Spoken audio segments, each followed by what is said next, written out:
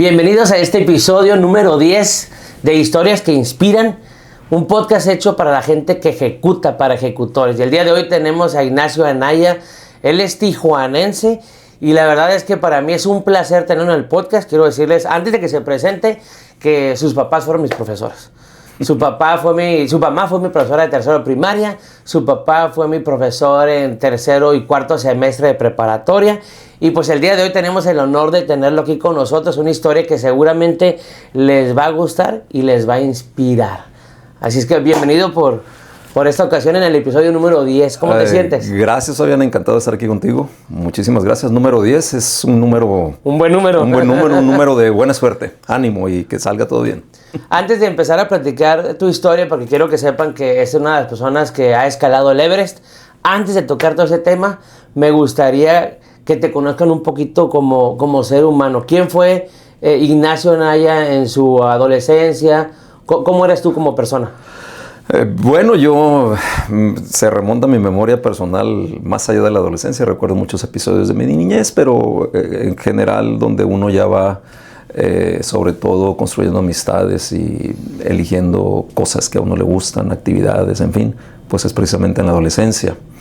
Yo a los 14, 15 años andaba practicando atletismo, estaba estudiando aquí en la ciudad de Tijuana, en la secundaria. Terminé a los 15 años el tercero de secundaria, pero curiosamente hablando también de cosas difíciles en esa etapa, cuando estaba en segundo de secundaria fallece mi mejor amigo en un accidente automovilístico y un año después fallece en la Laguna Salada en un paseo otro compañero muy querido de esa generación de la escuela, precisamente de la secundaria. Entonces, así como había alegrías, hubo también momentos difíciles. Soy el segundo de 4 hermanos, mis papás profesores, como ya lo mencionabas.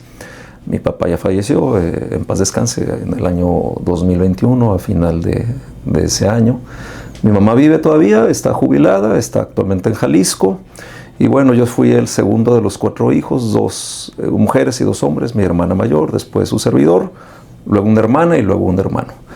Y de los 4, el único que salió así un poco inquieto, lo voy a decir de esa manera, pues soy yo, porque mis otros 3 hermanos son bastante más tranquilas. Mis hermanas son muy tranquilas y mi hermano medio travieso, pero no... No a tu nivel. Sí, no como yo, no mi comportamiento así de vanguardia, le voy a llamar.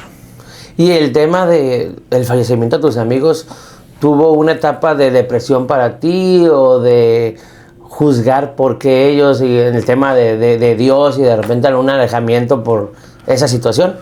Fíjate que nunca lo cuestioné de esa manera pensando en que por qué lo hizo Dios. De hecho, yo soy creyente, soy católico, pero no soy de los que piensan que Dios está jugando a los dados, como decía Einstein, que Dios no andaba jugando a los dados. O sea, respeto las creencias de cada quien, pero no soy de los que digo, es que Dios lo hizo, es que Dios castigó, es que Dios provocó. No, creo que Dios, y el texto bíblico lo dice, sentó las bases, pero nosotros tenemos participación en muchas cosas como seres humanos y nos dio un libre albedrío. Entonces, hay cosas que no nos podemos explicar y decimos, bueno, Dios lo permitió. Pero jamás he pensado que Dios decidió quién muere y quién fallece y quién vive, en fin. Lo que sé es que por circunstancias del destino, era un amigo con el que yo viajaba, Luis Alberto, se llamaba Luis Alberto Ochoa. Yo viajaba con él en Semana Santa, me invitaban sus papás, era hijo único, y en esa ocasión no viajé con él.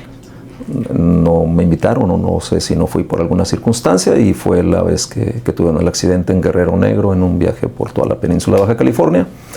Y falleció mi amigo, falleció su papá, su mamá sobrevivió y una prima que los acompañaba también.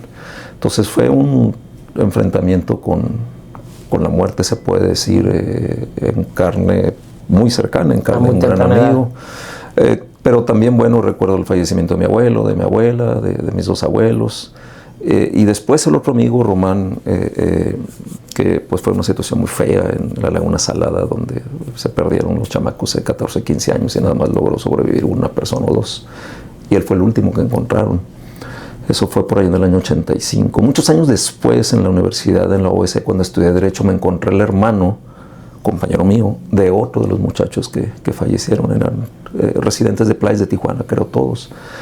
Pues bueno, esos enfrentamientos con la muerte pues siempre son difíciles. Sin embargo, a través de los años pues se me han ido muchos amigos y conocidos. Y una gran amiga de la preparatoria falleció el 7 de diciembre de 2024. Gran amiga mía desde la preparatoria hasta la fecha y me pudo mucho. Yo creo que hablando de mujeres, es la mujer que más me ha dolido que haya partido, pero igual que haya muchos otros amigos. Entonces, bueno, no vengo a hablar de la muerte, sí. ¿No? a lo que vengo a hablar de lo que me preguntas, por supuesto. Lo que quiero compartir con eso es que de alguna manera la vida siempre está presente, pero también la muerte, y hay que entenderlo como un proceso y hay que, si se vale decirlo, pues sacar de esa experiencia difícil algo que pueda ser aprovechado en nuestras vidas o lo cual podamos compartir.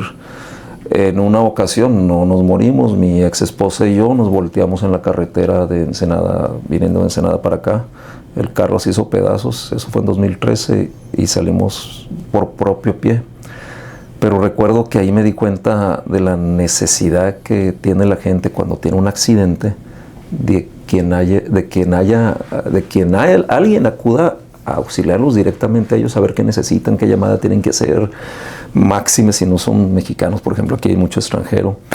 Y en esa ocasión yo recuerdo que llegó la Federal de Caminos, había Federal de Caminos, llegaron los soldados, llegó la Cruz Roja, llegó los seguros, llegó el de la grúa. Todo el mundo llegó a hacer su trabajo, lo cual es magnífico, pero nadie llegó a decirnos qué necesitas, a quién quieres que le hable.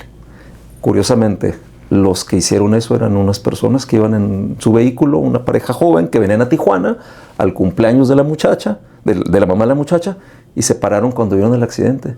Ahí estuvieron con nosotros como 6 horas y nos trajeron hasta la casa aquí cerca, aquí a Tijuana. Ellos, siendo de Ensenada, ya no llegaron a la fiesta de la mamá porque pues ya se quedaron con nosotros. Entonces, de todos, platico esto porque de esa situación difícil, desde entonces lo traigo en la mente de hace 13 años. Digo, deberíamos de crear, no sé, prestadores del servicio social universitario que en caso de accidente acudan a prestarle servicio social a la persona accidentada. Claro, digo, pues si está malherida se la va a llevar la Cruz Roja, pero en el caso de nosotros salimos por propio pie y después ya nos llevaron al hospital o fuimos al hospital a que nos revisaran. Pero en ese momento estuvimos ahí 6, 7 horas en lo que todo el proceso ahí de los daños que se causaron y la grúa y que esto y que aquello. Y únicamente estas 2 personas que no iban a hacer su trabajo, que se pararon porque vieron que alguien se había accidentado, son las que nos apoyaron de esa manera. Entonces, bueno, ya agarré monte, lo cual me gusta, pero es parte de la vida. Hay experiencias buenas, hay experiencias de las cuales tenemos que aprender. Pero es parte el agarrar monte es parte de que la plática al final del día no está planeada, ¿no? Hay que fluir. Magnífico. El tema del ejercicio, ahorita estabas comentando, empezaste en tu adolescencia. ¿Con qué arrancas y cómo poco a poco evolucionas a donde después te lleva a escalar? Ahí va. Cuando estaba en la primaria, tú estuviste en la misma escuela que yo. Había el Festival Atlético, ¿te acuerdas? Sí. Que eran los rojos contra los azules. Que no debieron de haberlo cancelado o reducido, pero bueno. Sí, en aquella época era en lo que era el CREA, ¿no? En la unidad deportiva que está aquí en Zona Río. Grande.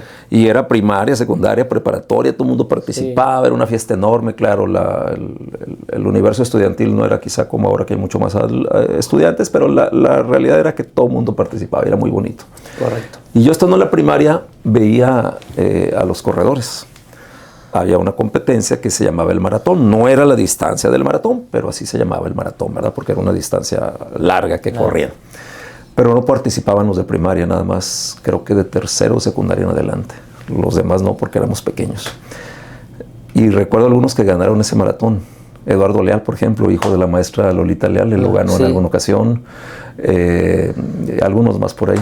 Y yo los veía, yo estaba en primaria, yo estaba en secundaria, en preparatoria, y los veía que ganaban o que llegaban a la meta, ¿no? Que estaba precisamente en el CREA. Entonces, en aquel momento yo dije, en aquellos años, yo cuando esté grande, cuando esté en tercera secundaria, voy a participar en el maratón y lo voy a ganar. Mientras jugaba béisbol, que era lo que podemos jugar, más béisbol que fútbol, ¿no? O básquetbol, allá en la primaria y en la secundaria. En sexto de primaria cuando estaba en sexto de primaria fuimos a un congreso deportivo allá en Los Mochis, Sinaloa. 2 equipos de secundaria, 2 de sexto de primaria, me acuerdo, en 2 camiones que la familia Echegoyen nos proveyó, el señor Jorge Echegoyen papá del padre Jorge Del Chegoyen, que por cierto deberías invitarlo. Y lo conozco muy bien, tengo una relación. Corríamos juntos él y yo de repente. Bueno, no agarro monte, sigo por la vereda. Entonces cuando llego a tercero de secundaria, dije, bueno, ya estoy en tercero de secundaria, me voy a poner a entrenar para el maratón. En aquella época no había tenis para correr, no había tanta información, desde luego no había internet, no había... La televisión era muy poquito lo que podías cachar ahí de información, en fin. Entonces, todavía recuerdo, lo tengo muy presente el primer día que salí a entrenar. Yo solito dije, voy a salir a entrenar porque ya viene el maratón, faltan 3, 4 meses. Y ahí salgo a correr allá por la casa y me hice el hábito de salir a correr todos los días de lunes a viernes. Llega el maratón estando yo en tercero de secundaria y quedo como en 11º lugar, 12º.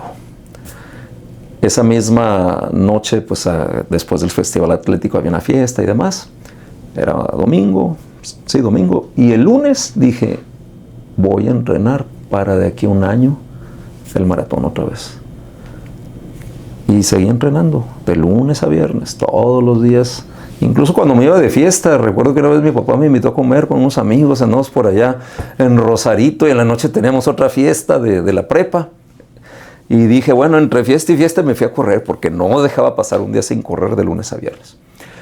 En el primer año de preparatoria participo, quedo en 4º lugar. Dije, bueno, ya me voy acercando. Al año siguiente gano el maratón y en esa ocasión el padre Jorge Chegoyen quedó en 2º lugar. Hay una fotografía que tengo precisamente que mi mamá nos está poniendo la medalla al padre Chegoyen y a mí, a Jorge y a mí, estando en el 2º año de la preparatoria. El último año de la preparatoria, en 5º, 6º semestre, participo y quedo en 2º lugar. Y ahí dije, no, pues ya quedé en 2º lugar, ya perdí, ya me voy a la universidad, ya estoy grande, ya acabó la preparatoria, ya no voy a correr porque ya estoy grande. 18 años. A tus 18 años. Además, yo veía que los beisbolistas de las grandes ligas de aquellos años, ahora creo que es igual, pues tenían 20, 21 años.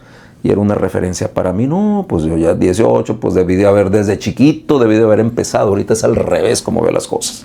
Es más, si estás grande, ponte a hacer deporte, ponte a mover. Tienes muchos años, si tienes 80, hazlo. A cualquier edad, líder. Claro, entonces, pero bueno, en aquella época dije, no, pues yo estoy grande, me voy a la universidad, pues ya se acabó el atletismo. Por falta de conocimiento y un poquito por capricho, porque había quedado en 2º lugar y ya había perdido, ¿no? Y dejé de correr. Hasta que tenía 28, 29 años, dije, voy a correr otra vez por salud. No estaba mal, pero todavía estaba en condiciones pues estaba joven todavía para poder haber trascendido, ¿no?, en el atletismo. Empecé a correr y ahí me mantuve algunos años así corriendo por salud.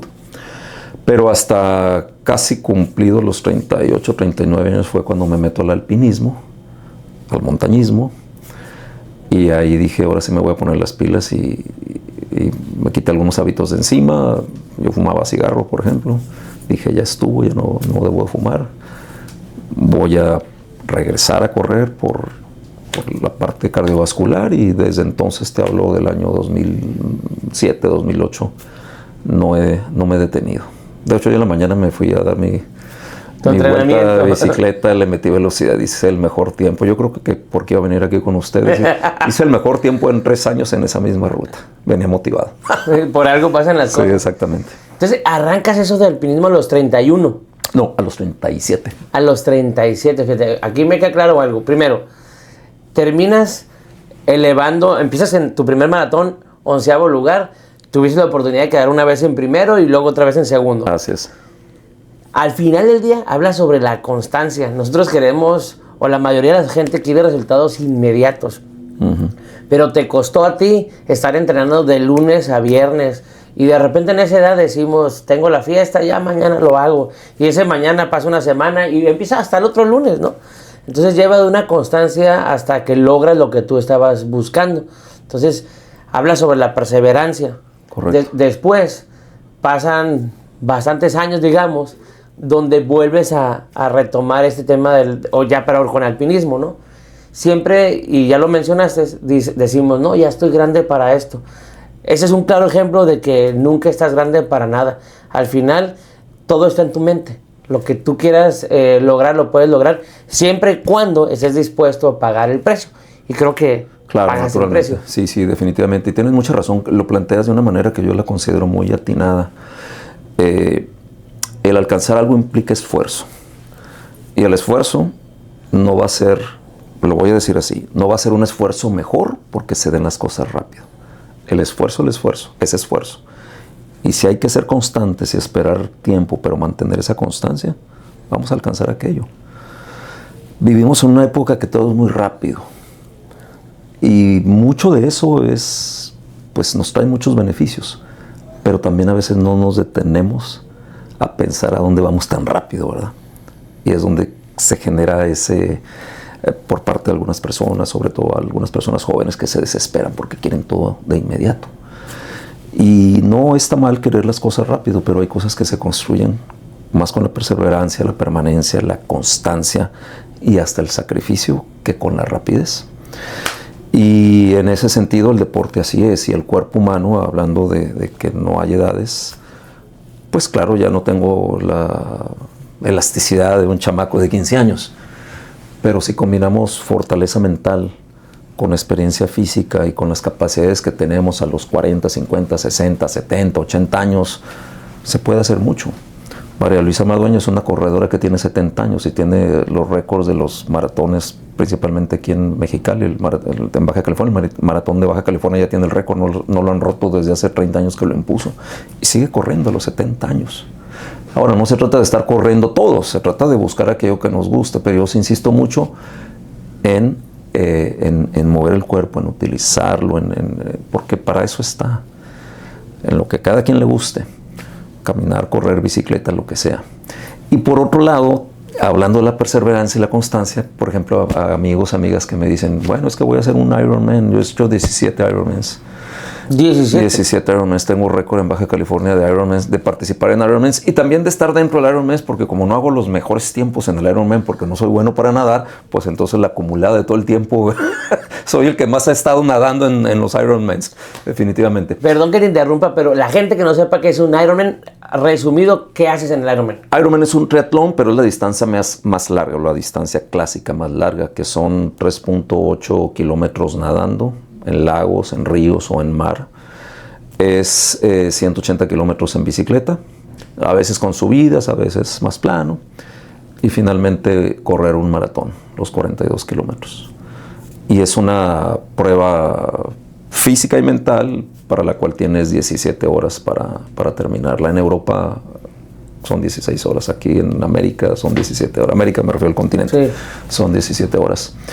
Y la primera vez que lo hice fue en 2010, a los 42 años. Y lo terminé. Y me gustó. Y lo seguí practicando. El último lo hice en 2019, casi cuando llegó la pandemia. Se fue en Nueva York, en un lugar que se llama Lake Placid. Luego llega la pandemia. Bueno, hice un medio Ironman en ese año 19, ya en diciembre. Y luego llega la pandemia y ahí se presentaron algunos inconvenientes, en fin. Pero es una prueba fabulosa. Ahora no se trata de que todo el mundo haga un Ironman. Estoy de acuerdo. Y ahí va una reflexión. Esa es una reflexión personal que yo comparto. A veces me dicen, es que hice un Ironman, pero los entrenamientos me tenían fastidiado.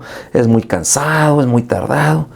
Y yo les digo, si no disfrutas el entrenamiento, mejor no te metas a hacer un Ironman, porque estar sufriendo 10 meses para ir a sufrir también en la competencia, no.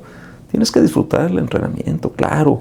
Un día no va a ser el mejor. Ayer, por ejemplo, salí en bicicleta y hacía un solazo y pues sí, le sufrí poquito, pero hoy me levanté más temprano y había un clima excelente, ¿no? Entonces, no se trata de competir para sufrir durante el entrenamiento, sino buscar la manera de disfrutar el entrenamiento. Traducido en otras palabras, disfrutar lo que hacemos. Supongo que tú estás disfrutando este espacio que estás construyendo junto con tu gente también, y los veo muy emocionados y muy sonrientes por lo que están haciendo. Pues de eso se trata, disfrutar lo que hagamos. Sea lo que sea, inyectarle pasión. Naturalmente, sí, claro. Sí. Pues la verdad es que no sabía esta historia de los Ironman. 17 en muy poco tiempo. 17 full, o sea, completos, más un montón de medios que ya no sé cuántos. Llevo 38 maratones de 42 kilómetros. Y he participado 5 veces, 5 años consecutivos en el maratón de Boston, siempre calificando para participar. De 2014, que fue la primera vez, a 2018. iba a correr en 2020, llegó la pandemia también y bueno, ahorita ando ahí con un problemita en la región lumbar, entonces no me detenía de correr. El traumatólogo me dijo, tienes que parar, y yo no puedo parar de correr. Y dije, bueno, voy a parar de correr. Llevo casi 2 meses que no corro, pero la bicicleta no me causa ningún problema, entonces estoy dándole la bicicleta fascinado. El chiste es hacer algo, ¿no? No quedarse estático. Sí, claro, sí. Ahora, ¿cómo llegas a empezar con este grupo de alpinismo? ¿Cómo los contactas? ¿Ellos llegan contigo? ¿Cómo sucedió? Sencillo. Yo cuando tenía 5 o 6 años ya leía de corrido. Tú conociste a mi padre me impuso el hábito de la lectura y pues en aquella época leía los clásicos que Julio Verne, Emilio Salgari, los clásicos del siglo XVIII, XIX, puros libros de aventura, que los piratas, que los que se iban a buscar el oro a California, o sea, historias basadas en circunstancias reales de aquella época, ¿no? Y ahí leí, entre otras historias, la historia de un mexicano, Fernando de la Mora, un sacerdote de la Congregación de los Misioneros del Espíritu Santo, que en 1967 falleció en el Aconcagua, que es la montaña más alta de América, tratando de salvar a unos alemanes que imprudentemente decidieron subir la montaña, y él les dijo, no son las condiciones, no, sí que vamos a subir, bueno, yo los acompaño, y se murieron los 3. Sobrevivió un alemán nada más. Yo lo leí cuando tenía como 5 o 6 años, y allí quedó el libro guardado por ahí. Y en el año ya grande, muchos años después, más de 30 años después, andaba yo en Ensenada con una familia muy querida, la familia Martínez. Fuimos a acampar, fuimos de paseo, y en la mañana dijimos, pues vamos a subir un cerrito de los que están ahí, en la zona del Salto, que ahora es muy popular. En aquella época no iba nadie, o iban muy poquitos. Y ya nos trepamos a la montañita. Y cuando estaba ahí en el dichoso Salto, dije, no, pues voy a escalar montañas. Traía presente que quería escalar montañas porque había visto una película también por allá en el año 2002, 5 o 6 años antes, que se llama Límite Vertical, una película famosa. Sí, la vi. Exacto, y dije, no, cuando la vi en el cine salí, dije, quiero. En ese entonces había terminado mis 2 carreras, estaba trabajando, me iba bien, tenía a mi hijo pequeño, dije, pues quiero hacer algo, quiero hacer otra cosa. Y cuando vi la película dije, pues voy a escalar montañas. Pero me comunico al Club Alpino Mexicano, me contestan, me mandan un correo electrónico y me dicen que me tengo que ir 6 meses a la Ciudad de México a tomar un curso. Y dije, pues no puedo, estoy trabajando, en fin, no, pues, y lo dejé pasar, ¿no? Cuando bajo del Salto, en el año 2007, volví a mandar un correo al Club Alpino Mexicano, me vuelve a contestar la misma persona, el señor José María Aguayo, que en paz descanse, falleció hace 4 o 5 años. Y me dice, claro que sí, puedes venir a tomar un curso. Sí, pero pues no puedo ir para allá. Es más, me dice, te voy a comunicar con el director técnico del club, Salvador Delgadillo.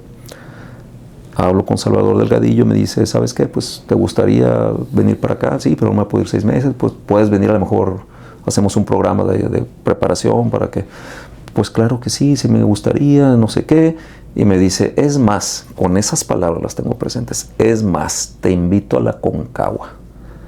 La Aconcagua, la montaña aquella que yo había leído la historia del mexicano, ¿verdad? 30 y tantos años antes. Y cuando me dijo, te invito a la Aconcagua, para mí era como que me dijeran, te invito a la luna, al Challenger. Yo no sabía nada de montañismo, pero sabía que era la montaña más alta de América y lógicamente sabía que el Everest era la más alta también, ¿verdad? Pero nada más, sabía más de la Aconcagua que de ninguna otra montaña, que estaba en Argentina, en la cordillera de los Andes. Y me dice, Salvador, te invito a la Aconcagua. Entonces, cuando me dice, te invito a la Aconcagua, claro que sí, le digo, hasta medio nervioso, ya tartamudeando, sí, dime qué hay que hacer, que no sé qué. No, mira, no te preocupes, te voy a mandar una lista al equipo y nos vemos acá en la Ciudad de México, vienes y vamos al Pico de Orizaba y bla, bla, bla. Colgamos el teléfono y recuerdo que le vuelvo a llamar a los 5 minutos. Salvador, por favor, no me dejes fuera de la expedición, que mira que si voy a ir, que soy una persona seria, wow, que te mando el anticipo, lo que sea. Yo no sabía nada, y no había internet, bueno, ya había internet, pero no había tanta información en la red, ¿no? Como ahora. Entonces, después de esa llamada telefónica, estaba yo por allá en el mes de noviembre en el Pico de Orizaba tratando de subir al Pico de Orizaba. No lo logré, me dio mal de altura y aprendí que era el mal de altura y me dijo, Salvador, te dio mal de altura, y me lo explicó, pero lo viví también. Es una cosa horrible. el mal de altura, se siente que te dan todas las Se te va el enfermedades. oxígeno. Te duele todo tu cuerpo por los 9 orificios que tenemos, sale líquido, es una cosa espantosa, vómito, diarrea, no, una cosa horrible. Y dije, pues todo bien feo esto, o sea, del mal de altura, pero ya cuando iba bajando no subí a la cima, cuando iba bajando dije, caminar en la montaña, ver la noche, porque yo me quedé ahí solo, iba con un grupo a la cima y yo me quedé solo, yo no podía caminar por la falta de oxígeno, por no estar aclimatado, pero me gustó estar en la montaña, estar ahí, y dije, bueno, pues ya me voy a bajar. Empecé a caminar y ya me empecé a sentir un poquito mejor, pero no subí a la cima. Ahí pude haber dicho, ya no voy, esto de la montaña es horrible, y no estuviéramos aquí platicando, al menos no estaremos platicando de eso. Pero dije, bueno, no se pudo, ahí está la montaña, no se va a ir, voy a escuchar lo que me dicen los que saben. Me dijeron, prepárate un poco más. Me dijo, Salvador, no puedes llegar y subir del nivel del mar a los casi 6,000 metros del Pico de Orizaba. Hay que aclimatar, que no sé qué, que no sé cuándo. Pero cuando regresaba al nivel del mar, pues me sentía muy bien. Y ahí andaba yo corriendo y todo. Y otra vez iba a la Ciudad de México y otra vez le decía a Salvador, no me tengo que regresar a trabajar. Lo más sábado y domingo. Y me volví a dar mal de altura. En 3 ocasiones, 2 en el Pico de Orizaba y 1 en el Iztaccíhuatl. Y me dijo Salvador, esto es lo más importante, me dijo Salvador, mira, veo que caminas bien, que tienes buena actitud, yo creo que te va a ir bien en el Aconcagua, porque llegué a decirle, oye, a lo mejor esto no es para mí, a lo mejor no voy a subir, o no voy a poder llegar a la cima, si no puedo con el Pico de Orizaba, que tiene 5,600, pues menos con aquella que tiene casi 7,000, está más frío, está en condiciones más complicadas. No, me dice, mira, allá sí vas a tener tiempo para aclimatar.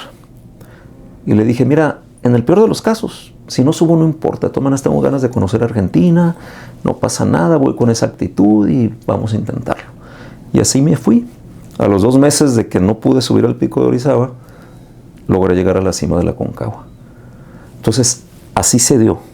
Por una lectura, por un deseo, por una ilusión, porque me gustó, claro, la montaña. Y todavía recuerdo cuando iba bajando, dije, porque al principio dije, voy a ir a la Aconcagua y pues ya subo y bajo y ya.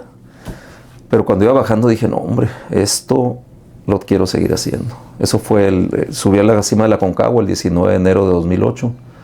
Y ese mismo año 2008, pues ya regresando, olvídate, ya estaba bien prendido con el tema de la montaña. Y ese mismo año fui al Elbrus, que está en Rusia, con Salvador y con otros amigos de la Ciudad de México. Ya logré subir al Pico de Orizaba en varias ocasiones. El Picacho del Diablo, que está aquí en Baja California, que es una montaña muy exigente, no es muy alta, pero es muy exigente, lo subí también. Algunas montañas en California. Y ese mismo año, en diciembre, yo todavía porque yo lo subí a la Aconcagua en enero, pero en diciembre ya había pasado el año y yo todavía no me la creía que hubiera subido a Aconcagua. Y ahí voy de regreso a la Aconcagua en diciembre y lo vuelvo a subir el 27 de diciembre. O sea, en 2008 subí 2 veces a la Aconcagua, una vez en enero y otra vez en diciembre. Entonces en febrero del 2009, febrero del 2009, pues ya tenía un año escalando y muchos ascensos yo solo, porque dije, pues no puedo estar yendo a la Ciudad de México. Y volteé hacia California, dije que hay un montón de montañas, no son de 5,000 metros, pero son de 4,000 y aquí están a 6 horas manejando, qué chulada, pues son todas mías, dije, ahí voy. Y ese mismo año 2009 fui a Ecuador con Salvador, con Eva Martínez, con Gustavo Flores, los 3 amigos con los que después fuimos al Everest. Fuimos a Ecuador, regresando dijimos, pues ¿qué hacemos? Pues al Everest, pues órale. Y lo empezamos a organizar para ir en el año 2010. Antes de llegar al tema del Everest, quiero que les quede bien claro algo. Cuando empecé el podcast, siempre les digo, es el podcast de los ejecutores. La mayoría de la gente se rinde ante una situación complicada. Tú tuviste 3 oportunidades de decir, esto no es para mí. Pero me queda claro que cuando viste la película, sentiste esa pasión y dices, yo quiero estar ahí. Y una de las cosas para lograr el éxito es visualizarte y sentirlo. Tú al momento de platicarlo, me estabas platicando tu historia y yo estaba sintiendo como una emoción. Entonces, imagínate tú al momento de ver la película y decir, yo quiero estar ahí, intentarlo 1, 2, 3 veces y luego empezar a lograr estos éxitos. Pero tuviste que pagar ese precio que muchas veces la mayoría no acepta. Y a la primera o a la segunda decidimos no seguir y rendirnos y el hubiera, pues no existe, ¿no? Entonces, exactamente. Pues me gustaría que me platicaras Antes de llegar al Everest y el trabajo en equipo, que seguramente es muy importante en esto, me gustaría que me platicaras alguna situación complicada que tuviste en alguna de esas expediciones. Pues que me han tocado muchas situaciones antes del Everest. Antes del Everest. Antes del Everest. Me han tocado muchas situaciones difíciles yendo yo solo a la montaña. Cuando hemos ido en equipo se han presentado menos, también se han presentado, pero un poco menos. Estoy tratando de ubicar alguna. Bueno, por ejemplo, en el Elbrus, todo simpático. No fue tan complicado, pero es complicado, chusco. En el Elbrus íbamos 8 mexicanos. Una mexicana y 7 mexicanos. No, perdón, íbamos 7. Una mexicana y 7 mexicanos. Y 6 mexicanos. Y allá contratamos los servicios de un ruso para que nos apoyara ahí en los temas, pues un poco del idioma, que los permisos y eso. Entonces el ruso fue el número 8. Y digo 8 porque me acuerdo que subimos el 8 de agosto de 2008, los 8. Bueno, todo, el ruso no subió. Sí, por eso el número lo traigo ahí de referencia. Bueno, empezamos a subir hacia la cima. Y nosotros, mexicanos, y además con algo de conocimiento de alpinismo, en aquella época sabemos que tenemos que tomar agua. El agua es hidrógeno y oxígeno. Y en la altura, lo que escasea es el oxígeno. Entonces, el agua no nada más te va a hidratar, te va a proveer oxígeno. Y lo practicamos nosotros mucho. Más que bebidas hidratantes y energetizantes, ese tipo de cosas, necesita tu cuerpo agua. Claro, necesito otras cosas, pero el agua es fundamental para la aclimatación. No hay nada mejor. Entonces el ruso decía, no, yo no tomo agua. Y nosotros pues tome agua, ¿no? Y derritiendo nieve y todo. No, yo no tomo agua. Pues bueno, ahí vamos, ¿no? Y yo, que era el menos aclimatado porque vio a nivel del mar, me empecé a rezagar. Entonces los otros 7 se fueron. Y yo me fui quedando, pero dije, bueno, me quedé solo, pero pues yo me mantengo a mi paso. Al rato me encuentro al ruso, que se regresó, que porque se sentía mal, que no sé qué, le había dado mal de altura. Y ya después platicamos, oye, ¿qué pasó con el ruso? ¿Por qué se regresó? No, pues se sintió mal, pues lógicamente pues no quería tomar agua, que él muy valiente. Y pues le daba mal de altura, ¿no? Eso ya me lo platicaron después, pero total que yo sigo subiendo solo, el ruso se baja y al rato viene mi grupo de amigos ya de regreso de la cima. Faltaría, no sé, una media hora para que yo llegue a la cima, ellos ya vienen de regreso. Y me dicen, ¿qué pasó? ¿Vas a subir? Claro, le digo, pues el clima está formidable, me falta, no sé, media hora. No, claro que sí. Y dice Salvador, te voy a acompañar para arriba. Y le digo, no te preocupes, Salvador, subo y bajo. Además, pues hay gente aquí. Digo, no está esto abarrotado, pero hay gente, o sea, no pasa nada, traemos radio y todo. No, de todas maneras te acompaño. Sirve que hago 2 veces cima. Pues órale, pues. Y ya vemos Salvador y yo, llegamos a la cima, estaban unos ingleses tomando su traguito de whisky escocés o no sé qué era. Y dice, órale, tómale, amigo mexicano. Pues órale, di un traguito al whisky. En ese momento yo no sabía, no me pasó nada, pero el alcohol en altura se potencializa en sus efectos. Si te tomas una copa en altura, es como si te tomaras 4 abajo, ¿no? Claro, no me pasó nada, pero sí, nomás fue un traguito ahí por cortesía, ¿no? Y ya cuando íbamos de regreso, pues ahí venimos caminando, muy relajados, fuera de peligro, ya en las zonas llanas de la montaña, que ya no hay, aparentemente ya no había peligro. Y por ir bobeando, viendo a unas noruegas muy guapas, paz que nos caemos Salvador y yo en una grieta. No fue nada peligroso, pero sí tuvimos una caída por ahí. Entonces, fíjate, no debe uno de bajar la guardia cuando viene bajando la montaña, ni cuando va subiendo, ¿no? En la montaña y en la vida. Ese accidente que tuve con mi esposa que les platicaba, no les platiqué el contexto, fue en un paseo ciclista de la Fundación Castro Limón. Estaba lloviendo y cuando vimos que empezó a llover, mi esposa dijo, ¿sabes qué? Pues yo no lo voy a hacer, me dice, yo con lluvia yo no me subo a la bicicleta. Ok, le digo, no hay problema, yo me lo aviento, traía un poquito también el compromiso además con la fundación de estar ahí. Y me dice ella, pues yo me voy en el carro, me dice, y yo voy por ti allá a los viñedos, a Valle de Guadalupe, y tú te vas en la bicicleta y te recojo. Cuando iba en la bicicleta yo iba pensando en qué momento me iba a caer. Nunca me caí porque estaba haciendo lluvia, viento y todo, ¿no? Y además lo iba disfrutando, ¿no? De sentir las cosas diferentes. Cuando llega mi esposa, yo, primero que yo llego, me subo al volante, me tomé mi cafecito, lo puse ahí y recuerdo que pensé, ya pasó el peligro. ¿Por qué? Porque no me caí de la bicicleta. Y a los 20 minutos nos volteamos en el carro. No quiero decir con esto que tiene uno que ir por la vida cuidándose y con terror y miedo de todo, no. Pero hay que conocer las condiciones, hay que conocer el terreno, hay que conocer los lugares, hay que conocer lo que estamos haciendo y medir siempre los riesgos y estar atento a todo. Y esa caída en la grieta fue por andar bobeando, ¿no? Cuando uno debe estar atento a donde va. Desenfocado. Exactamente. Entonces, eso fue algo más chusco que otra cosa, pero en el Everest hubo algunos otros eventos, por supuesto, y me han pasado algunas cosas, ¿no? Me topé con un oso recientemente, es el miedo más terrible que he sentido.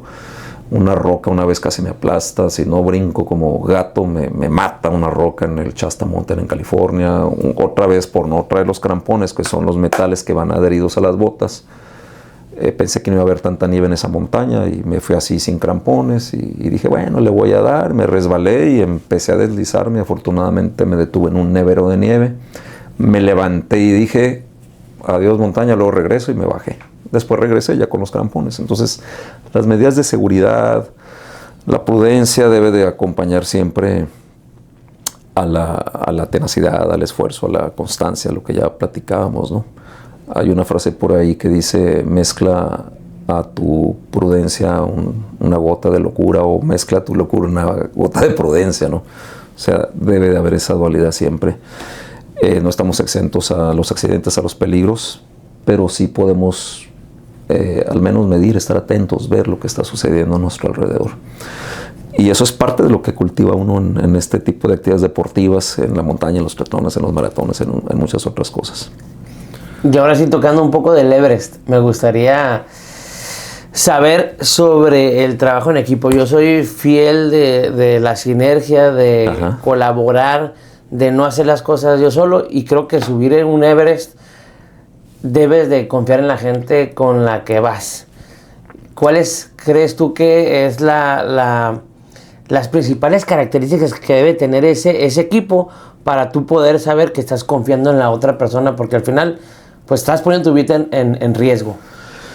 Mira, ahí traería muchos valores, ahorita vamos a hablar de algunos y ponerlos en ese equipo, en todos los equipos, pero en ese equipo, el no trabajar con toda la honestidad posible puede implicar hasta la muerte de alguien, ¿no? Por ejemplo, en la montaña, si vamos en equipo, en una simple salida a hacer senderismo que se practica mucho en Baja California, vamos 5 amigos, por ejemplo, y pues 3 son muy fuertes, el otro más o menos, hay uno que es más débil, ¿no? Siempre los débiles queremos alcanzar a los fuertes. No me refiero al senderismo, sino en general, ¿no? O sea, queremos aprender y llegar a ser como alguien más ya lo hizo. Pero en la montaña es al revés, no nos vamos a ir al paso del fuerte, nos vamos a ir al paso del débil. Si él no puede ir rápido, pues nos tenemos que ir al paso de él. O no vayamos juntos. ¿Por qué? Porque el débil, por querer alcanzar al fuerte, se va a deshidratar, se va a cansar, se va a enfermar, le va a pasar alguna cosa, y eso va a descomponer el equipo. A lo mejor nos vamos a tardar más en alcanzar la cima de esa montaña, pero va a subir el equipo. Pero si el débil quiere de la nada Sacar fuerza, que todavía no preparó, porque sí puede llegar a tener el nivel del fuerte, pero en ese momento no está fuerte, ¿estamos de acuerdo? Y no va a alcanzar ese nivel en medio día, en un día. Entonces, el equipo debe decir, vámonos al paso del débil.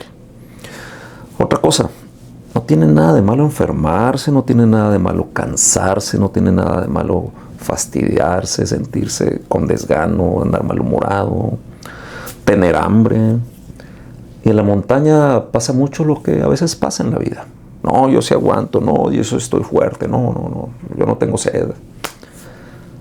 Como si eso fuera debilidad el tener sed o el enfermarnos, el estar fuertes. No, somos seres humanos.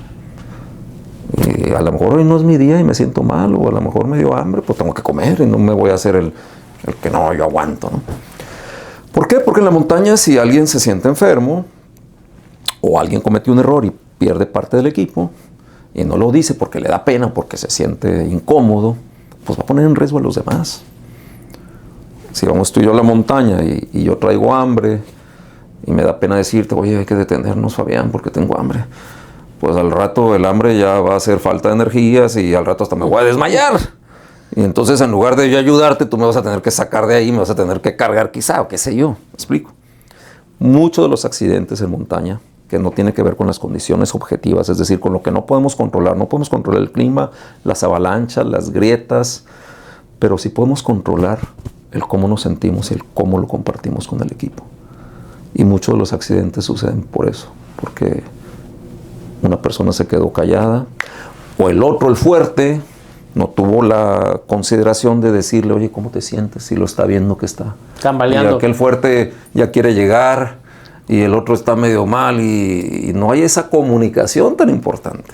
Porque no nada más es que no funcionó ese proyecto, sino es que está de por medio de la vida. Hay un vínculo muy fuerte en la montaña, en algunas montañas, que es la cuerda. Si yo me encordo contigo, es decir, si vamos amarrados a la cuerda por seguridad. ¿Por qué es la cuerda? Por seguridad, porque si te caes tú, te detengo yo. Si me caigo yo, me detienes tú. Si caigo en una grieta, pues tú me vas a detener. En fin, la cuerda es un instrumento de seguridad para preservar la vida y para mantener la cohesión del equipo.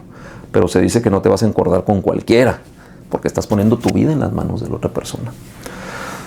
Nos ha pasado a todos los que hemos practicado alpinismo, que de repente, por ejemplo, hace algunos años fui con un grupo de norteamericanos que me pidieron que los acompañara al Elbrus. Yo nada más había salido con uno de ellos, un gran amigo mío, y le dije, ¿sabes qué? El Elbrus va a haber que encordarnos, hay grietas, en fin, hay peligros, y yo nunca he salido con ellos. Le digo, o sea, yo no sé qué experiencia tienen. Y pues ya platicando, y total que hicimos 2 equipos y nos encordamos, ¿no? Pero uno de estos norteamericanos, tipazo también, piloto comercial, de los que vuelan aviones grandes, viajaba hasta China y no sé dónde, pero en la montaña era un desastre el señor. Ya después vacilábamos, ¿no? Él andaba ahí en la montaña, pero era un desastre, y todavía platicamos las anécdotas, ¿no? De cómo el señor bajó así como casi muerto de la montaña, agotadísimo, en fin. Pero todo eso no está en la montaña para ir a descubrirlo allá, todo eso se tiene que platicar antes. Entonces la única manera para que un equipo tenga éxito y no dejar las cosas al azar es que haya comunicación, hasta en las cosas que nos puedan causar un poquito de incomodidad, ¿no? Si yo tengo un problema de salud, qué sé yo, no sé, alta presión, por ejemplo, pues te lo tengo, y tú eres médico, pues no, pues capaz que no me va a dejar que suba con él. No, claro que sí, puedes subir con presión alta, no pasa nada, pero hay que comunicarnos. Hay que saber todo de confiar. ti, todo de mí, para hacer eso, que así debería de ser en todos los aspectos de la vida, pero bueno, hay situaciones donde no hay ese margen de peligro tan amplio que tenemos en las montañas o en las actividades deportivas extremas también. Hablas un poquito de, pues básicamente de romper el ego y tirarlo, ¿no? Sí, el otro día lo traigo presente porque vi cómo hicieron aquella película. Tú estabas muy pequeño. La canción aquella de Por África que hicieron los cantantes norteamericanos famosos, ingleses y todos ellos. Y reunieron a muchos cantantes de aquella época. Kenny Rogers, el Michael Jackson, el de Journey y todos ellos en el 84, 85. Y pusieron afuera, lograron reunirse para hacer esa canción. Y afuera pusieron, no sé quién de ellos puso, requisito, dejar afuera tu ego. O sea, estaban las luminarias de la música, pero pues, vamos juntos todos a hacer algo, o sea, deja afuera tu ego. que también hubo una canción latina, ¿no? De cantaré, cantará, que no sé qué, que estaba Julio Iglesias, Juan Gabriel, bueno, Juan Gabriel no, José José, hasta Luis Miguel, que está chamaquito, hicieron eso también después. Pero sí, creo que, por ejemplo, en el caso de estas personas, se lograron unir, porque de alguna manera dejaron afuera el ego, ¿no? El ego no está mal, el problema es que el ego nos domina y nos ponga a enfrentarnos frente a los demás y hacer menos a los demás y hacerme sentir que yo soy más y eso es lo que nos pierde. Y el proceso de escalar, ¿cuánto tiempo dura? ¿Cuándo arrancases? ¿Cuándo terminas? ¿Cómo, un poquito de cómo fue la experiencia? Mira, en el caso del Everest es la montaña más alta sobre el nivel del mar y a mayor altura sobre el nivel del mar las condiciones son más difíciles para subir. Entonces, arriba de los 7,000 metros ya las cosas se complican mucho, nada más como referencia. El pico de Orizaba, que decíamos, tiene 5,642, el Aconcagua casi los 7,000, pero ya arriba de 7,000, que todas las montañas arriba de 7,000 están en el Himalaya. Ya arriba de 7,000, el factor altura, carencia de oxígeno, frío, pues complica toda la escena, ¿verdad? Y además cada montaña puede tener sus peligros o sus retos objetivos muy propios, ¿no? Digo, hay montañas que no llegan a los 7,000, pero las condiciones son tan complicadas para escalarlas que muy poco las han subido.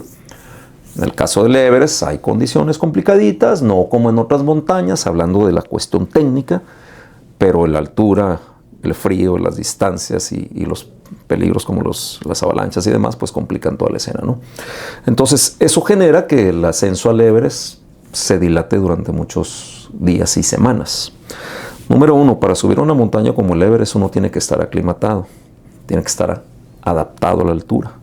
Nuestro cuerpo se adapta hasta los 6,000, 6,500 metros, pero ya no se adapta más arriba. Ya arriba estás sobreviviendo. Por eso no puedes permanecer arriba de los 8,000 metros más de 3 días porque te mueres. Y el Everest tiene 8,800. 8,800. 8,800. Entonces ya sabemos que arriba de los 8,000 metros se le conoce como la zona de la muerte. Hay 14 montañas que superan los 8,000 metros. Una de esas es el Everest. Y ya sabemos que arriba de los 8,000 no la estamos jugando. Y hay que permanecer ahí arriba el menor tiempo posible. El menor tiempo posible en el caso de nosotros fueron casi 72 horas. Cuando originalmente tenemos que estar menos de 48 horas. Pero por cuestiones de cansancio, de clima y demás, nos aventamos 72 horas allá arriba. Pero bueno, para llegar allá a los 8,000 metros, pasaron 5 o 6 semanas. 5 o 6 semanas en la montaña metidos, preparando campamentos, aclimatando, algunos días descansando, otros días detenidos porque el clima no ayudaba y pues ahí está uno. En una ocasión estuvimos encerrados 48 horas en un campamento de altura, pues ni para arriba ni para abajo, ¿no? Estaba nieve. Y cuando cae mucha nieve, después debes de esperar a que el frío de la noche la endurezca porque la nieve suelta es muy peligroso con el... De por sí es peligrosa la nieve suelta, ¿no? Una avalancha rápido, pero luego con el día, en el día con el sol se derrite más fácil y hay más avalanchas. Entonces, ya cuando está bien dura la nieve, si hizo hielo, pues ya puedes avanzarlo. Entonces, son muchas cosas, ¿no? Pero imagínense ustedes, nada más para llegar a la base del Everest, al campamento base, fueron como 8 días caminando por senderos y hospedándonos en pequeñas villas, aldeas que hay ahí de los nativos, para descansar, pasar la noche y continuar con esa caminata. Entonces 8 días caminando para llegar a la base del Everest. De ahí ya estamos a 5,400 metros, ya se siente la altura, todavía no estamos aclimatados, apenas acabamos de llegar. Ahí nos estamos medio aclimatando. Toda esa caminata ayuda a aclimatarse, pero además hay que aclimatarse a zonas más altas. Entonces subir a un segundo campamento que hagamos ahí arriba y luego bajar, así es como se aclimata. ¡Wow! La aclimatación la vas a alcanzar cuando subes y bajas un poco. Y vuelves a subir más arriba y vuelves a bajar un poco. En montañas arriba de 8,000. En el pico de Orizaba, pues medio te aclimatas a los 4,000, subes y bajas y ya. Pero en el Everest no puedes hacer eso. Si leen ustedes por ahí, porque hay esa información, el que tiene el récord de ascenso al Everest hizo 48 horas, pues sí, pero no hizo 48 horas desde que llegó para aclimatarse. A lo mejor estuvo allá abajo subiendo, bajando, aclimatándose 2 meses. Y ya que estaba aclimatado, entonces ya se aventó y subió y bajó, ¿verdad? Es muy diferente. Pero de repente si leemos, ese es como que te aventaste 2 meses, si fulanito hizo 48 horas, bueno, hay que explicar, ¿verdad? Cómo son las cosas. Entonces, casi 6, 7 semanas ahí en el Everest metidos para tener la posibilidad de subir a la cima. Llegamos a principios de abril y para el día 9 de mayo ya estábamos más o menos aclimatados. Yo quería subir el 13 de mayo porque mi mamá cumpleaños el 13 de mayo.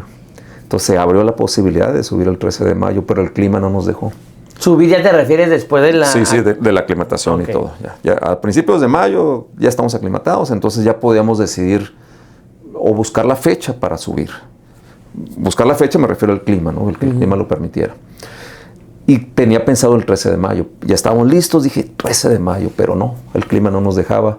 Después dije...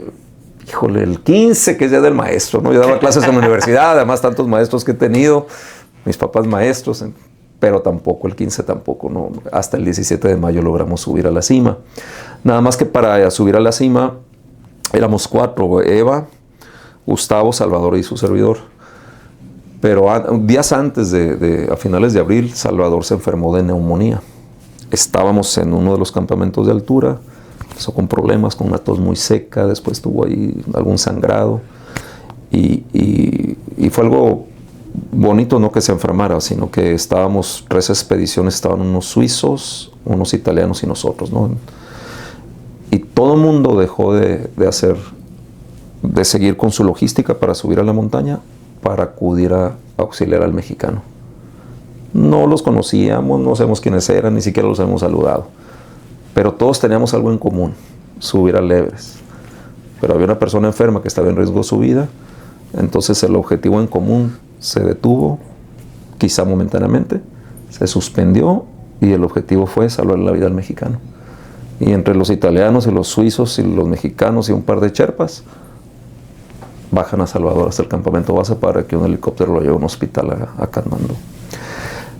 Yo cuando vi eso dije, qué bonito. Nadie dijo, a ver, no había un policía, no había un médico, no había nadie que dijera qué se tenía que hacer. Todo el mundo actuó porque todo el mundo sabía qué es lo que se tenía que hacer. Se hizo un equipo de 3 equipos y se logró salvar a Salvador. Entonces ya nos quedamos 3. Salvador ya no pudo regresar a la montaña, pero ya el día que íbamos a la cima, ya para subir a la cima, un día antes, llega Gustavo, iba yo con Gustavo escalando, y me dice, me siento mal, me siento enfermo. Íbamos al 4.º campamento antes de la cima. No enfermo, dijo, me siento cansado. Y le digo, ¿sabes qué? Pues nos paramos a descansar. No, yo me quiero regresar. ¿Quieres que nos regresemos y mañana lo intentamos? No, yo ya no voy a subir. Me dice, sube tú. No, le digo, me regreso y mañana subimos. No, me dice, no, definitivamente no. De veras, Gustavo, si quieres nos esperamos, tenemos tiempo todavía. Eran las 12 del día, teníamos hasta para llegar a 6, 7 de la tarde, dormir y luego subir, ¿no?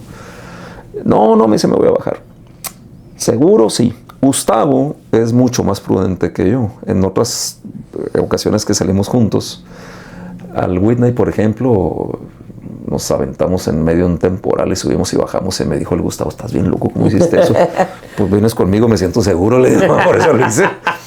Y en otra ocasión también a Campicacho del Diablo en San Pedro Mártir me dijo, no, sabes que ya mejor hay que regresarnos, está muy complicado esto. O sea, era más prudente, es más prudente que yo. Y en esa ocasión cuando me dijo me voy a regresar, dije, bueno, pues se va a regresar. Si Gustavo dice me regreso, se va a regresar. Entonces yo me fui para arriba a alcanzar a Eva, a nuestra compañera, al campamento S4 y Gustavo se regresó. Se supone que se regresó, pero al otro día, muy de madrugada, llega Gustavo caminando ahí al campamento, con los dedos negros. En lugar de regresarse, ya después nos platicó que se sentó a descansar, se sintió un poquito mejor y dijo, pues voy a seguir subiendo. Pero lo agarró la noche y se quedó a la intemperie ahí en una roca, a casi 8,000 metros de altura, donde pocos han logrado sobrevivir estando en la intemperie. Afortunadamente el viento, la montaña estaba del otro lado, porque nosotros no subimos ese mismo día hasta la cima porque estaba haciendo mucho viento, pero el lado donde estaba él, que era del lado sur, no estaba haciendo viento, entonces por eso se salvó, pero llegó con los dedos todos necrosados, todos negros, congelados, pues.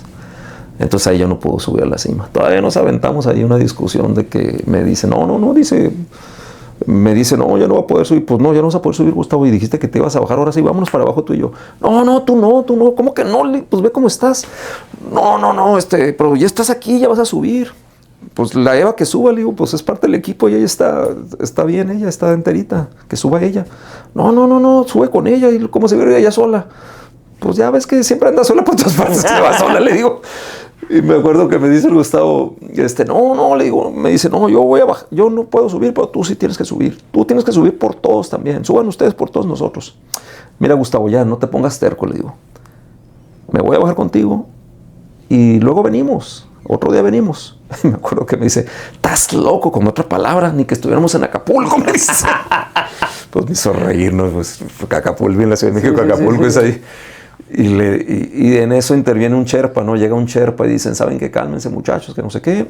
Yo, dice el Sherpa, me bajo con Gustavo y tú subes con Eva. Y el Sherpa que habíamos conocido allá, una persona muy seria, muy fuerte y muy confiable también. Y le digo a Gustavo, ¿cómo ves que se baje contigo el Sherpa entonces? ¿Estás de acuerdo, Gustavo? Sí, pero le haces caso, le digo, porque él se había peleado con unos Sherpas en el campamento base, en una situación chusca, porque hay una ceremonia que se llama la puya. La puya es como una ceremonia religiosa de ellos, ¿no? Que están haciendo están leyendo sus cánticos. Rituales. Rituales, sí, una palabrita ahí, sus mantras. Y ya cuando terminó la ceremonia, repartieron unas cervezas marca Everest. Y dentro de la ceremonia te ponen como una pasta así en la frente, pues, una costumbre de ellos. Entonces un Sherpa le puso una pasta a Gustavo y Gustavo dijo que se la puso muy tosco, entonces que la aventó, entonces se agarraron aventándose como niños chiquitos. Pero además cuando estábamos en la ceremonia, Gustavo es muy ocurrente, muy gracioso, ¿no? Cuando estábamos en la ceremonia, el Gustavo, y estaban ellos con sus cánticos y mantras, el Gustavo dice, oye, esto es una ceremonia, no me acuerdo la palabra que utilizó. Esta ceremonia está mal. Ya, Gustavo, pues son las costumbres de ellos, tú cállate. No, una ceremonia pagana. Yo no debería estar aquí. Ya, no estás vacilando, déjalos. Y luego se agarra con ellos. Entonces, como que pues los Sherpas que tienen otra cultura, pues yo creo que para ellos sí fue ofensivo que Gustavo. Sí, seguramente. Total que nos tomamos las cervezas y las latas de la cerveza se quedaron ahí el resto de la expedición. Porque también tienen otra manera de ser allá, ¿no? Bueno, nadie la recogió, nadie la recicló. Eran de aluminio, me acuerdo. Total que entonces dije, pues Gustavo, después de los altercados con los Sherpas, pues no vaya a haber otro altercado con este Sherpa, que es el que lo va a ayudar a bajar, además, y herido, que es un problema bajar. Si realmente era una situación muy peligrosa todavía, porque no nada más era que no subes, sino que hay que bajar hasta el base. Pues bueno, baja Gustavo, ya se va con el Sherpa, y ya subimos Eva y yo a la cima al día siguiente. Llegamos a las 11 de la mañana con 10 minutos, estuvimos por allá 50 minutos, llevábamos las cenizas de una amiga, Ana Sofía Salas. Ella falleció en el Nevado de Toluca en febrero de ese año. Iba a ir con nosotros, era miembro también del Club Alpino. Iba a ir con nosotros, pero tuvo un accidente en la montaña, iba con su papá y con otro amigo, iban encordados. Uno de ellos se resbaló, no sabemos quién, ya no importa. Y al resbalarse uno, jaló a los otros dos y ella falleció. Aparentemente lo más triste de su fallecimiento es que falleció por hipotermia, ni siquiera por los golpes que se pegó, porque la capacidad de respuesta no era la idónea. A los miembros del Club Alpino Mexicano no los dejaron subir para que fueran a buscarla, porque que todavía no llegaba, no sé, yo no estuve ahí, lo que me han platicado, pero bueno, fallece ella. Entonces, antes de irnos al Everest, su papá, José Salas, le da una caja, comparte las cenizas a Salvador, le dice, colóquenlas allá donde ustedes, lo más alto que lleguen, o sea, sin ningún compromiso, donde ustedes puedan. Y Salvador las llevaba, las cenizas en la cajita. Y ya después de que bajan a Salvador y todo, me encuentro la cajita en el campamento 1, en uno de los campamentos de altura de nosotros. Y dije, bueno, pues voy a asumir esa labor, esa labor, sí. Son de las cosas que no están escritas, que al ser parte de un equipo, pues alguien responde, el primero que llega al lugar y es el que saca adelante, ¿no?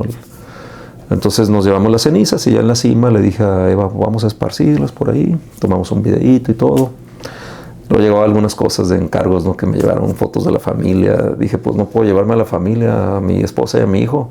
Bueno, sí me los puedo llevar. Dije, me llevé una fotografía y me tomé una fotografía con ellos de ellos conmigo en la cima. Claro. Llevaba yo no llevaba la cerveza, llevaba el envase al vacío de una cerveza Tijuana. ¿Se acuerdan de la marca Tijuana? Sí, la marca. Entonces me llevé dije, quiero subir algo a la cima que sea algo emblemático de la ciudad, que no huela a política. Dije, bueno, pues una cerveza Tijuana. Entonces el señor José González me dio la cerveza y me la llevé para allá. Y bueno, después empezamos a bajar. ¿Qué se siente estar arriba? ¿Qué sentiste? Porque te costó tiempo y ya estar arriba, dijiste 50 minutos. Sí, ¿qué pensaste en 50 minutos? No, los 50 minutos se pasaron volando y además estaba yo con necesidad de ir a orinar. Pero dije, no, hombre, aquí yo no me voy a bajar de aquí, hasta me voy a esperar. Dije, aunque me esté aguantando, estaba que me reventaba la vejiga, pero... A lo mejor es una pregunta que no debo de hacer, pero no puedes, o sea, orinar en cualquier lado. ¿O sí, qué pasa? Pero se me hacía así medio... Casi como un sacrilegio, como una ofensa en la cima ponerme. Sí. Okay.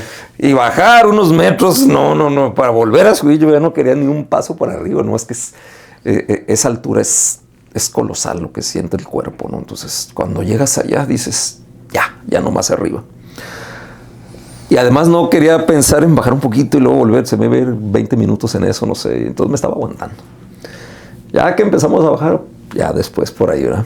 Pero bueno, tu pregunta es, cuando llego allá, la verdad que me vino a la mente los primeros mexicanos, el primer mexicano que llegaron al Everest.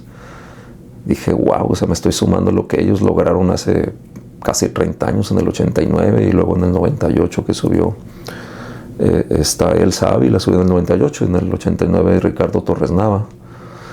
Y fueron los primeros latinoamericanos en subir al Everest. ¿Tú qué número eres? Yo fui el 31, el mexicano 31. Y cuando voy llegando me acuerdo de ellos y wow, aquí estuvieron ellos.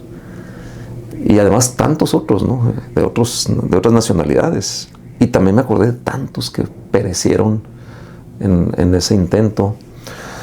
Algunos en el descenso, otros ni siquiera llegaron a subir. Entonces sí me dio mucha emoción de estar en un lugar donde tantos lo habían intentado desde hace más de 100 años y no lo habían podido alcanzar. Y el primero los dos primeros que lo lograron apenas fue en 1953. Primero llegó el ser humano al polo norte, al polo sur, pero al tercer polo, como se le llama, no habían podido llegar. Entonces imagínate lo complicado que es llegar allá y pararse en la cima del Everest.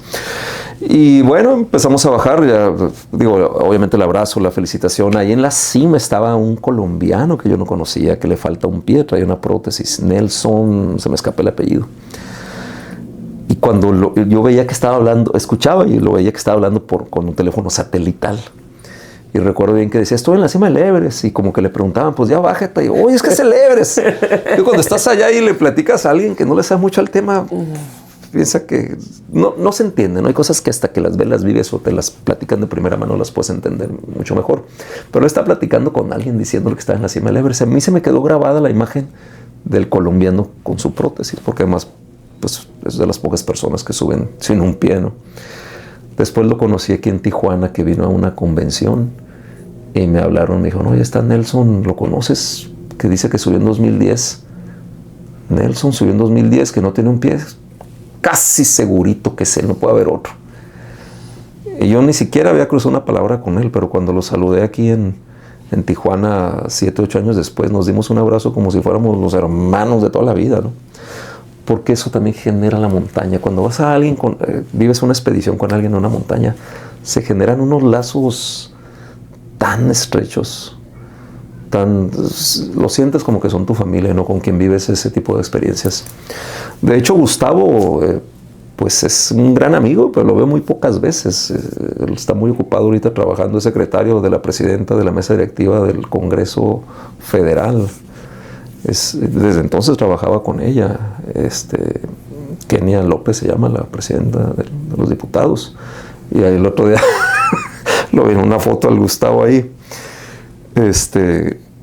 que estaba él entregando unos documentos a la presidenta y estaba el Ricardo Anaya ahí también asomado, creo que senador también, en la comisión permanente. Y le digo al Gustavo, ya vi, le digo que les andas echando cuentos ahí inventando. Sí, vacilando, es muy chistoso, muy simpático. Pero pues bueno, igual Salvador lo vio poco, ahorita creo que anda en Estados Unidos. Pero cuando nos vemos es de los amigos que te sientas y como si se vieran a diario, ¿no? Ahora me gustaría que me contaras o que le platicaras a la gente. De repente hay sueños que tenemos pero que no los hacemos porque no tomamos acción. El haber subido el Everest, el haber subido tantas montañas, el haber confiado tu vida en tantas personas, te tuvo que crear una nueva versión de ti. Entonces, si tú le pudieras contar a la gente para que se ahorrara tiempo, ¿cuál es esa nueva versión que tú puedes compartir a la gente para que se ahorre tiempo en lograr lo que quieras en la vida? Creo que necesitan voltearse a ver más a ellos mismos y un poquito menos a los que tomamos como modelos para hacer lo que aquel hizo, lo que aquella hizo. No sé si me explica. Sí. Siempre reconocerles su valor, siempre agradecerles, siempre recibir sus consejos valiosos, pero más conocerte a ti. Porque hay mucha fuerza que tenemos y que no sabemos o que no hemos descubierto. Hay muchas habilidades que podemos desarrollar. Hay otras que quizás no. Pero el conocerte a ti es ser honesto contigo mismo. Y por supuesto que nos equivocamos. Yo después del Everest sí he sufrido algunas transformaciones. No sufrir de sufrir. Sí he vivido algunas transformaciones, pero definitivamente no soy el mismo. Y sí he visto o voy viendo las cosas de otra manera. Y estoy convencido que el escucharte, el voltearte a ver, te puede llevar por muchos caminos. Somos muy dados los seres humanos, ¿entienden? ¿No? Al qué dirán. Pero pocas veces decimos, ¿y qué digo yo de mí? A veces cargamos inseguridades, complejos por los demás, no porque que yo quiera tenerlo, ¿no? O a veces cosas que nos inculcaron de pequeños o nuestras creencias, sí, limitantes. Sí, o sea, pues no existe la perfección, digo. Recibimos de todo desde niños, vamos a absorber un montón de cosas y vivimos nuestras propias experiencias también. Y si tú me dices, bueno, a mi mamá me lo ha dicho, es que tú ¿por qué saliste así? Pues no sé, mamá, pero yo me rompí la cabeza cuando tenía 5 años, por ejemplo, en el kinder. Y todavía recuerdo el momento que estábamos jugando no sé qué, yo caigo de frente, me rompo la frente. Y tengo 2 cosas que recuerdo: mi frente rota, el concreto donde caí de frente, y la angustia de mi mamá viéndome la me piel quitaba así, me decía, tienes un agujero ahí, que no sé qué, que ahorita que llegue tu papá. Y yo ya no me sentía tan mal, digo, después de varias horas. Pero ¿sabes lo que es la coincidencia de esto? ¿Sabes cuál es? Que es algo tan chistoso. El día que yo me rompí la frente en 1972, eso es muchos años después me di cuenta de la coincidencia. El día que me rompí la frente en 1972 fue el día que se cayó el avión de los sobrevivientes de los Andes. El 13 de octubre. Y yo eso no lo tuve conciencia de eso en ese momento. Pero poquitos años después, sin tener ese dato, yo recuerdo que mi papá nos platicaba de los sobrevivientes de los Andes. La Sociedad de la Nieve es la película, ¿no? Y sale una primera película mexicana en 1976, que yo me acuerdo que medio vi algo en la televisión y hay algo que me explicaba mi papá. Y cada vez que me encontraba un uruguayo, yo le decía, ahora es Uruguay, de los sobrevivientes de los Andes. Oh, ¿cómo sabes? Pues para mí era algo que todo el mundo sabía, porque pues yo lo sabía, pero pues no todo el mundo lo sabía. Pero yo crecí con eso. Luego en 1980 vienen a una obra de teatro aquí a Tijuana unos artistas mexicanos que yo tampoco sabía que habían salido en la película, Leonardo Daniel y Lorenzo de Rodas, de aquellos años, que eran de teatro y no sé qué tanto. Y vienen a una obra de teatro y los conozco porque mi papá ahí pues buscó que los conociéramos ahí. Y muchos años después, hasta que vi la segunda película en el 92, dije, caramba, a ver, le empecé a poner atención al tema. Hace 7 años, antes de la película de La Sociedad de la Nieve, que es la tercera, me manda un libro autografiado dedicado a Eduardo Strauss, uno de los sobrevivientes, un libro que hizo él, que se llama Desde el Silencio, y me lo manda con otro amigo español, alpinista también, a quien conocí en la Ciudad de México, con quien fui a Concagua la segunda vez y estuve también con él en el Iztaccíhuatl. Entonces vas conociendo gente de otros lugares, de otros países, que hay cosas en común, ¿no? Y eso es algo que digo, bueno, me rompí la cabeza. Después me rompieron la cabeza con una pala cuando tenía como 9 años. Y también me acuerdo del momento que llegó al Seguro Social, mi papá me lleva al Seguro Social. Y después de que me hicieron las curaciones y todo, yo tenía 9 años. Enfrente de mí, el doctor le pregunta a mi papá. Bueno, me rompió la cabeza porque, ahí les va la historia, estaba mi papá bajando tierra de un pick-up. Y el clásico vecinito que llega ahí y empieza a ayudar. Entonces cuando terminó de bajar la tierra, mi papá avienta la pala y mi papá la clava en la tierra. Y el vecinito Miguelito, ya murió por cierto, Miguelito agarra la otra pala y la avienta también, imitando a mi papá, pero pues yo iba pasando y en lugar de clavar en la tierra me la clava en la cabeza. No, hombre, me acuerdo que salí corriendo con el dolor. Y todavía me acuerdo que dije, salí gritando, ¿no? Y dije, ahorita que se me pasa el dolor voy a regresar y voy a agarrar a Miguelito que tenía como 6, 7 años, yo tenía 9, ahorita lo voy a poner. No, hombre, pues las manos te llenas de sangre, así. Entonces me llega mi papá al Seguro Social y ya cuando me hacen las curaciones y me inyectan para el tétanos y todo, recuerdo que el doctor le dice a mi papá, oiga señor, ¿a quién se le va a responsabilizar si el niño muere? Fíjate, y yo dije, doctor, ¿cómo está que se va a morir? Está loco. Pero además, ¿cómo se le ocurre decirlo enfrente de mí? Claro. Como que tenía cierta ahí, ¿no? Y obviamente no me morí ni nada, pero así seguí teniendo aventuras así medio raras. Irónicamente, el peor accidente que he tenido, que he perdido la conciencia, no fue ni en la montaña, ni por la pala, ni por la frente, sino por ir jugando en una bicicleta, pegándole a la llanta de mi amigo enfrente. Se te movió el volante. Y me caí de cabeza, se rompió el casco aquí en San Diego. Se me borraron como unas 3 horas de mi vida, no me acuerdo nada. Eso fue en 2014, creo, 2013. Y ahí, si no hubiera sido por el casco, me muero, yo creo. A los 4 años se mató un amigo ciclista, más joven que yo. Con todo y casco se cayó, le pasó exactamente lo mismo, pero él sí se mató, o sea, más pesado, más fuerte, más rápido. Lo fui a ver ahí al hospital y estaba ya en coma, pues. Ya. Y hablando un poquito de la muerte, ¿cuál es el legado que quisieras dejar tú? No, yo no me voy a morir todavía, compañero. No, pero ¿cómo quisieras que te recordaran? Si algo llegara a pasar en algún futuro, ¿cómo quisieras que te recordaran tus hijos? ¿Cómo quisieras que te recordara la gente de Tijuana? Que obviamente, pues en Tijuana eres pues un ícono. ¿Cómo quisieran que en tu mente la gente te recordara? Mira, yo quiero que me recuerden como una persona honesta, auténtica, o sea, que hice mi mejor esfuerzo, que di lo que pude hacer, que obviamente no soy perfecto ni pretendo serlo, pero también que traté de inculcar que no se detengan, que intenten. Yo he pasado por momentos muy complicados, muy difíciles también, pero no me he detenido. Y sobre todo que piensen que de la peor dificultad que estemos viviendo hay que buscarle porque algo bueno puede salir de eso.